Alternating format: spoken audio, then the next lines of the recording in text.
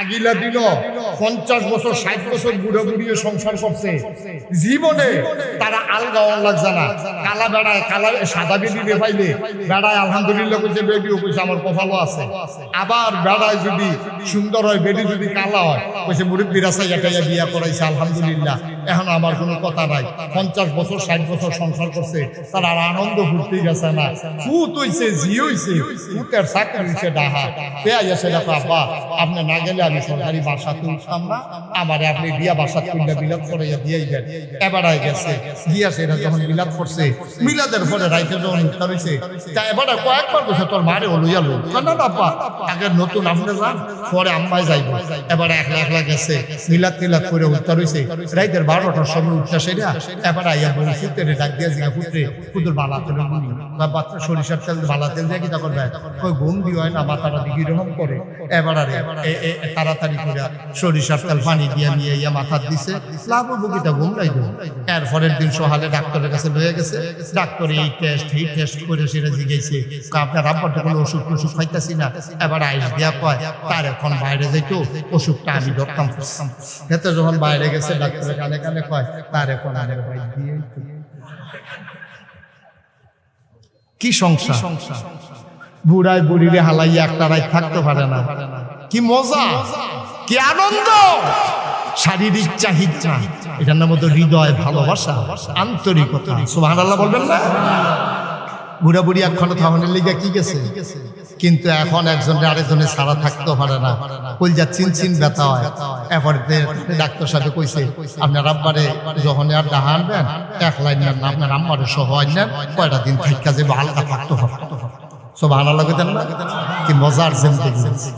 আল্লাহ রাব্বুল আলামিন কোরআনুল কারীমে এই সম্পর্কটাকে সুন্দর করে বর্ণনা করে দিলেন। আল্লাহ বলেন হুন্না লিবাসুল লাকুম ওয়া আনতুম লিবাসুন লাহুন্না।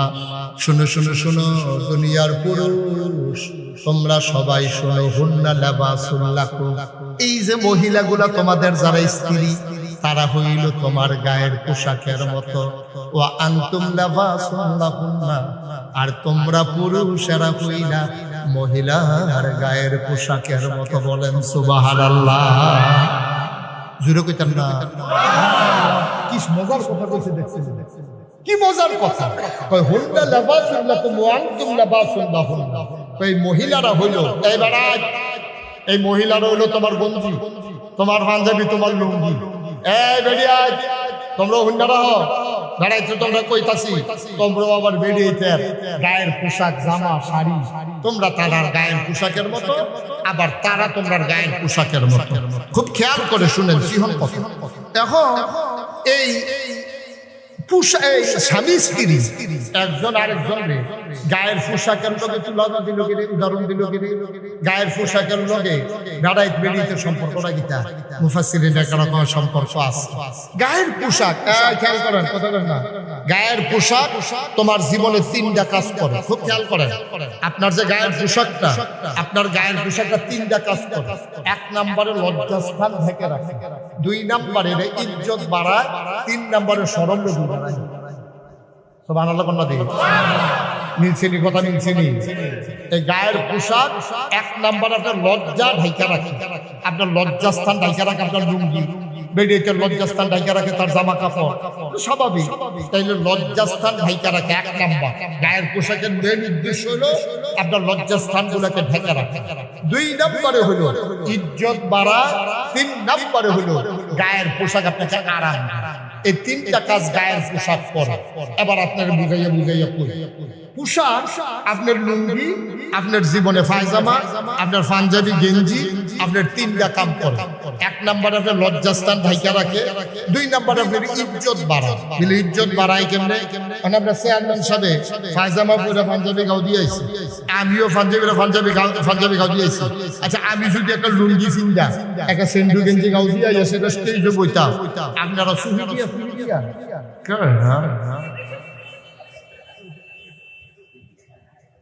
ঠিক নেই? আপনারা আমার ওয়াজ শুনলেন দূরের কথা, আর আমি যে আল্লাহ করে গুছিয়ে দিয়ে বইতাম পানি। মাশাআল্লাহ, এই মহিলা বাপার হুজুরে আর হুজুরে পিছিয়ে পাইছে না রে। তাইলে আমার গায়ের পোশাক আমার লজ্জাস্থান যেমন ঢেকে রাখে, আবার আমার ইজ্জত বাড়ায়। হুজুরে পাঞ্জাবিটা শুরু করেছে, টুপিটা যে মাথা দিচ্ছে, মাথাটা কি সুন্দর লাগতে আছে, দাড়ি ডিজে রাখছে, মারহাবা পানা দিয়ে। তাহলে গায়ের পোশাক এটা হগলের, এটা আমার বিল্লা কথা না, হগলের লজ্জাস্থান ঢেকে রাখে, ঠিক নেই। 2 নম্বরে আপনার ইজ্জত বাড়ায়, ঠিক নেই। আপনি ফাত্র যেই পোশাক গায়ে দিয়া কাম করতেন যান, আপনি বেআইন হুজুর হুজুর উঠতেন না বল। তাইলে আপনি 1 নম্বরে গায়ের পোশাক যেমন আপনার লজ্জাস্থান ঢেকে রাখে, 2 নম্বরে আপনার ইজ্জত বাড়ায়। আপনি পাত্র যেই লুঙ্গিটা ফিন্দা কাম করতেন যান, আপনি কোনো ডাহা যাইতে এই লুঙ্গিটা ফিন্দা যান না, লুঙ্গি ফিন্দা গেলেও তোলা লুঙ্গি আছে, সেইটা ঠিক কিনা কর। 3 নম্বরে গায়ের পোশাক আপনার কি করে আরাম দেয়। কেমনে? শীতের ভিতরে আপনি যদি একটা চাদর গাও দেন, বেআরাম না আরাম? কথা কেনা, বেআরাম না আরাম? আরাম। তাহলে গায়ের পোশাকটা খেতাটা আপনার জন্য আরাম দেয়। গায়ের পোশাকটাও আপনি যখন আনেন রাস্তায় দিয়ে, তখন কম্বল খাতাটাও দিয়ে আনেন না, তখন হয়তো সোয়েটার, না হইলে জাম্পার, না হইলে আপনার একটা শাল, তখন এটা আপনার আরাম দেয়। তাহলে এইটার লোকে আল্লাহ স্বামী স্ত্রীর তুলনা দিল কি? এই 3টার লোকে স্বামী স্ত্রীর সম্পর্ক কি? হ্যাঁ, এটা আসল জায়গা তাইয়া বলছ, সম্পর্ক আছে। স্বামী স্ত্রী একজন আরেকজন লজ্জা ঢাইকা রাখে। পুরুষের ভিতরে যে বদ গুণগুলো আছে, বেরিয়ে এই কথাটা মানুষের কাছে কয় না। হুন্না লাবাসুল লাকুম ওয়া আনতুম লাবাসুল লাহুন্না। 1 নম্বরে স্বামী স্ত্রী একজন আরেকজনের গোপন কথাগুলো গোপন রেখে দেবে, কোনোদিন মানুষের কাছে প্রকাশ করবে না। 2 নম্বর, স্বামী স্ত্রী একজন আরেকজনের জন্য আরামের ব্যবস্থা করবে। আমার মায়েরা যারা শুনছেন, আপনি আপনার স্বামীর জন্য আরামের ব্যবস্থা করবেন। শীতের রাতে আপনি আসার নামাজের আগে দিয়া রান্না বান্না শেষ করে যখন ঘরে এসেছেন, আসার সময় আপনি চুলার ভিতরে একটু পানি বসাই দিছেন, আপনি স্বামীর জন্য গরম পানি করে দিছেন। এটা সুন্নাহ, এটা নবীজির স্ত্রীরা নবীর জন্য করতেন। আমাদেরও দায়িত্ব, আমরাও আমাদের মহিলারাও আমাদের জন্য এটা কেমন করবে। প্রতিদিন শুধু মহিলা আপনার জন্য গরম পানি করবে তা না, আসার নামাজের সময় মহিলা গরম পানি করে আপনাকে ডাক দিল, শেষ রাত্রে আপনার ঘুম ভেঙে গেল, ঘরের ভিতরে গ্যাসের চুলা, এবার আপনিও বুদ্ধি কইরা বউয়ের চমকে দেওয়ার জন্য, সারপ্রাইজ দেওয়ার জন্য আপনিও গরম পানি কইরা আপনার স্ত্রীর আর দিয়েছেন, ওযু করো, ওযু বড় ঠান্ডা লাগে, করতে দেহ না। উঠছেন পরে, ওই মহিলারা উঠছে পরে, আপনার স্ত্রী উঠছে পরে, আপনি গরম পানির জগটা নিয়ে হাত দিছেন, আমি আজকে আগে খেলাইছিলাম, তোমার জন্য একটু গরম পানি কইরা আনছি। ভাই, স্বামী স্ত্রী যদি পরস্পর এমন সম্পর্ক হইতো রে ভাই, আমার বাংলার প্রতিটি ঘর সোনার ঘর হতো, ঠিক কিনা? জ্বর উঠলে এবিডি আপনার মাথার পানি দেয়, জ্বর উঠলে এবিডির মাথার পানি দিব, কারণ আপনি দিবেন, আপনি দিবেন। প্রত্যেকদিন গোসলের পরে আপনার লুঙ্গিটা গামছাটা বিধি দিয়া দেয়। একদিন কইতেন পরে না হলে কুলায় না, একদিন যে তুমি তো প্রত্যেকদিন আমার লুঙ্গিটা গামছাটা দো, আর যে তোমার 30-20টা রাখতে আগে দিয়া দেয়, বলি কি হচ্ছে দেবেন কেন? আর ঘরের দিকে আপনি দিয়ে দিলেন, এটা বাইরের মানুষের দাম বুঝতো, বাইরের মানুষে আবার বেরিয়ে, আমরা কিছু খাদ্য খারাপ তো বেড়াইতে বেরিয়ে কাম যদি বেড়াইতে সহযোগিতা করতো স্যার, অন্য ফলাফলে টিটকারে পারে ভেটতেইছ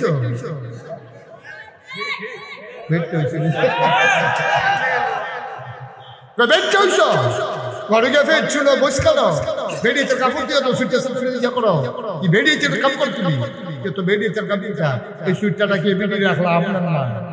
এই সুইটটারে যদি এবিডি প্রত্যেকদিন দুধ খাওয়াইতে পারে, তা আপনি তো দুধ বানাই দিলে একদিন হচ্ছে যাবেন কাছে আপনার আপারা হারাতে, ঠিক নিও?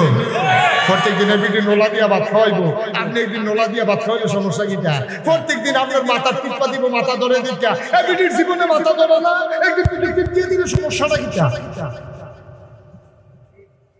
বেড়াইতে বোধ আমার লোকে রাগ হইতে আছে, প্রত্যেক কাম করানোর লাইন হইতে আছে না, বা ঘরের কাম সংসারের সুখের লাইন করতে আছে, সংসারের সুখের লাইন। আল্লাহ যেন হেফাজত করে, সবাই করা আমি। 3 নম্বরে ওই যে কইছিলাম কাপড় একজন আরেকজনের আরাম দেয়, ওই কাপড় গায়ের কাপড় যেমন আরাম দেয়, আপনিও স্বামী স্ত্রী একজন আরেকজনকে আরামের ব্যবস্থা করবেন। স্বামী কখনো চেষ্টা করবেন না স্ত্রী যেই কাছে কষ্ট পায়, স্ত্রী কখনো এই কাজ করবেন না যেই কাজে স্বামী কষ্ট পায়। এই জন্য আল্লাহ বলছেন হুন্না লিবাসুন লাকুম ওয়া আনতুম লিবাসুন লাহুন্না, পরস্পর পরস্পরের গায়ের পোশাকের মতো। আমরা যেন এমন হয় আমরা যেন জিন্দেগি করতে পারি। সবাই কোন আমিন। তাহলে মায়াফানে যে কথাটি শিখবো, মেয়েফানে যে কথাটি কামটি করবো, এটার জন্য মেয়েদের শিক্ষার দরকার আছে নাকি নাই? বা কথা কেন শিক্ষার দরকার আছে নাকি নাই? এই শিক্ষার দরকার আছে। নবীজি শিক্ষা চালু করছে। আমাদের আম্মা জান আয়েশা রাদিয়াল্লাহু তাআলা আনহা, নবীর খুব খেয়াল করে, নবীর 11 জন বিবি আছিল। কয়জন? কথা কয় না রে, তোমারে কো ইসলাম বন্ধ করতে হয় না। কয়জন? জোরে কোন কয়জন? নবীর বিবি আছিল 11 জন। 2 জন নবীজি জীবিত থাকা অবস্থায় ইন্তেকাল করছে, 2 জন। আর 9 জন লইয়া এক লগে নবীজি সংসার করছে, এক লগে সংসার করছে 9 জন লইয়া। কি মধুর সংসার। এর ভিতরে সবচেয়ে ছোট আম্মা যিনি, ওনার নাম হলো আম্মা জান আয়েশা রাদিয়াল্লাহু তাআলা আনহা। উনি এত বড় জ্ঞানী ছিলেন, এত বড় পণ্ডিত ছিলেন। নবীর ইন্তেকালের পরে সাহাবায়ে কেরাম কোনো মাসালা নিয়ে যদি আটকে যাইতেন, তাইলে সাহাবারা দৌড়াই আম্মা জান আয়েশার কাছে যাইতো, ইয়া কইতো আসসালামু আলাইকুম। আম্মা জান আয়েশা কইতো ওয়ালাইকুম আসসালাম। আম্মা গো, একটা মাসালা তো আটকাই গেছি গিয়া, ওখানে এটা কেমনে কি কইব? কই কি ব্যাপার? কই এরকম মাসালাটা, কই এটা আমি নবীজিরে দেখছি, নবীজি এমনি করছে, এটার মাসালা এই রইব, টেনশনের কিছু দরকার নাই। একমাত্র আবু হুরায়রা রাদিয়াল্লাহু তাআলা আনহু, তিনি সবচেয়ে বেশি হাদিস বর্ণনা করছে। এরপরে মহিলাদের ভিতরে সর্বোচ্চ যিনি হাদিস বর্ণনা করেছেন আম্মা জান আয়েশা, 2210টা হাদিস আম্মা জান আয়েশা বর্ণনা করছে। সুবহানাল্লাহ কইতেন না?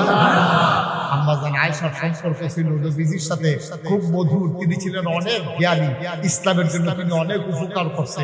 আম্মা জান আয়েশা রাদিয়াল্লাহু তাআলা আনহা, ওনার সাথে যে নবীজির কি মজার সম্পর্ক ছিল। মাত্র 6 বছর বয়সে বিয়ে হয়েছে, 9 বছর বয়সে সংসার শুরু। বিয়ে হয়েছে কয় বছর বয়সে? মোবাইল এসে সব কয় বছর কইতেন না? কয় বছর রে সংসার শুরু হয়েছে? কয় বছরে? 6 বছর বয়সে বিয়ে হয়েছে। তো 6 বছরের মাইয়া ছোট মানুষ কিনা বুঝে বিয়া দইছে, বিয়ার পরে খেলাধুলা করে।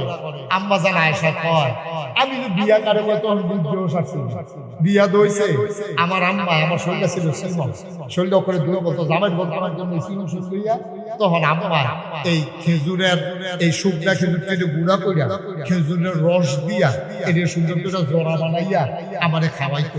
মক্কা মদিনায় এই খাবারটা খুব দামি খাবার, এটা খাইলে শরীর বড় হয়ে যায়। তাই আমার আম্মা যে কে রেখে আদর করে জোড়া খাওয়াই, আমি তো বুঝছি না, আমার যে সংসার করণ লাগবো, তার লেগে আম্মা লাড্ডু বানাইয়া বানাইয়া আমারে খাওয়াইতো। আল্লাহ দিলে কয়দিনের ভিতর আমার শরীর একটু বড় হয়েছে।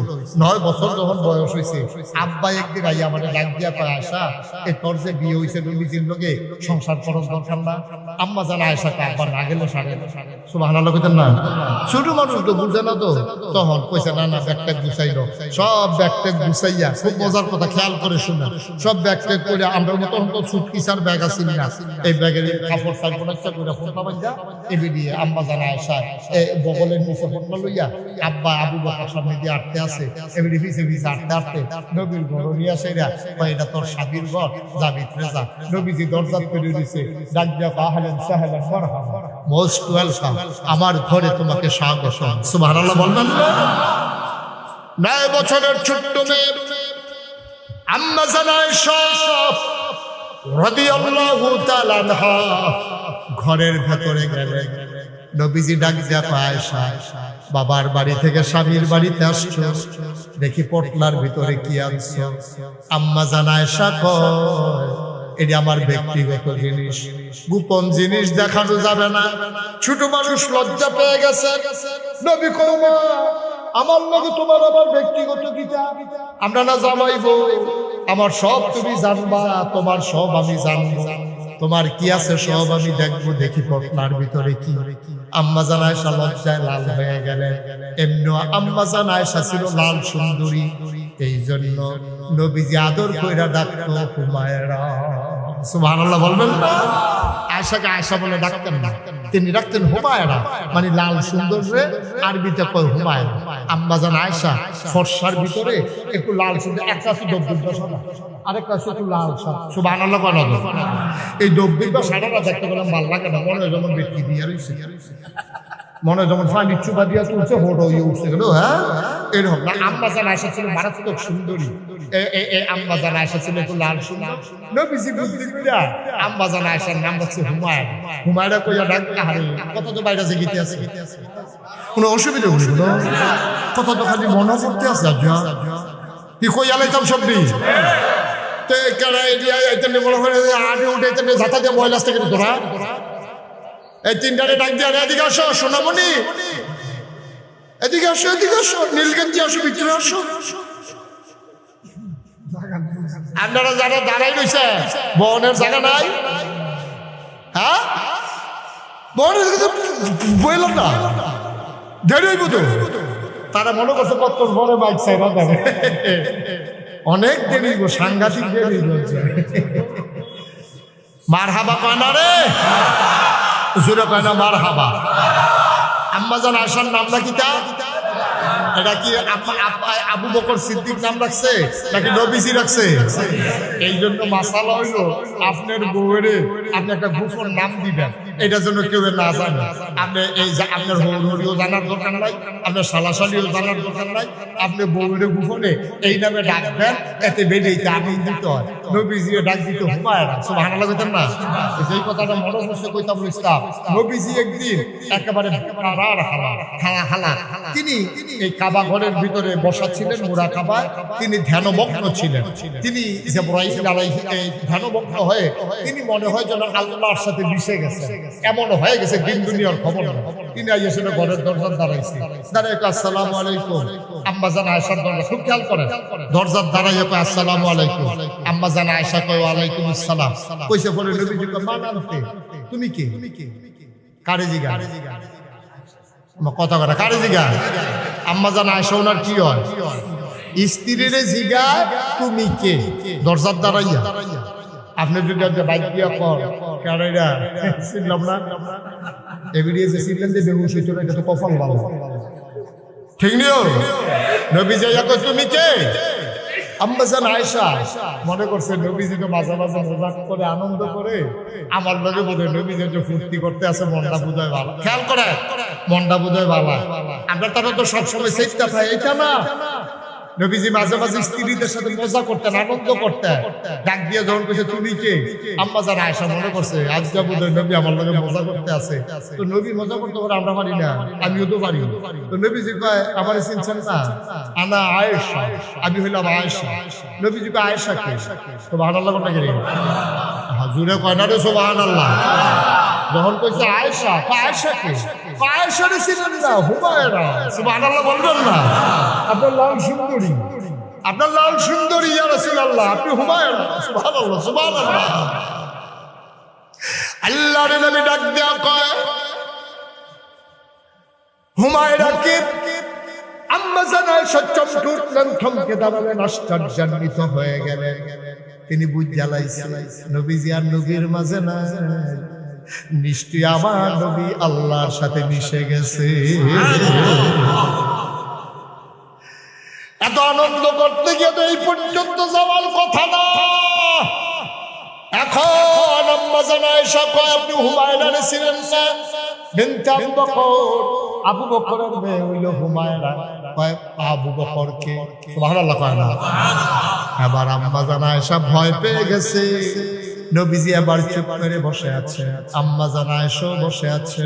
কিছুক্ষণ পরে উনি একেবারে নিজের ভিতরে ঠান্ডা মাথায় তিনি বসলেন, আবার মুস্কি হেসে কয় আয়েশা, আয়েশা তাড়াতাড়ি করো, আমার একটু পানি দাও। আয়েশা কয় কি আপনি? আমি মুহাম্মদ। সুবহানাল্লাহ কয় না? আম্মাজান আয়েশা কয় আমারে যেমন জিজ্ঞেসলেন আমিও সারিল্লা করি না, তখন আবারও পানি বার করতে কত দেরি হইব। আবার যখন ডাকতেছে আয়েশা, নবীজি কয় আয়েশা কে? এবার আয়েশা আল্লাহ আম্মা নবীজি যখন ডাক দিলেন